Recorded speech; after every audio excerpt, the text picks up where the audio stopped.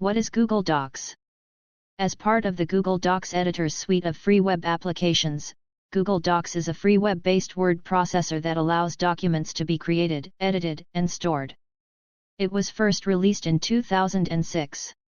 Google Sheets, Google Slides, Google Drawings, Google Forms, Google Sites, and Google Keep are also part of the cloud-based productivity platform. Users have access to a wide variety of fonts and file formats for online documents, which they can import, create, edit, and update from any computer with an internet connection and a web browser.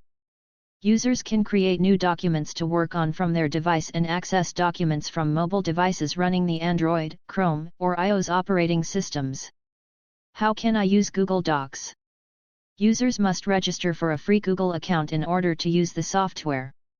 They will receive a Gmail email address as a result.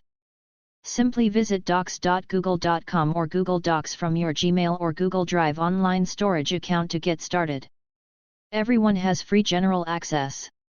But as part of a monthly subscription, Google's business service, Google Workspace, formerly G Suite, adds more business-focused features to these apps.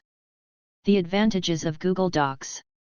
The ability for collaborators to view the revision history of any alterations made to Google documents, as well as the dates on which those changes were made, is one of the main advantages of using Google Docs.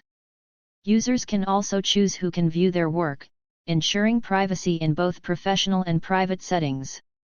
It also has built-in commenting features that let people work together and talk about changes as they are made. Also, there is no chance of losing all data because of a local disaster because documents can be stored both online and on users' computers. As a result, Google Docs makes a great word processing choice for companies, bloggers, and students who use it for writing assignments. So much information this time about Google Docs. Hopefully, it will be useful for all of us. Thank you, and I'll see you in the next video.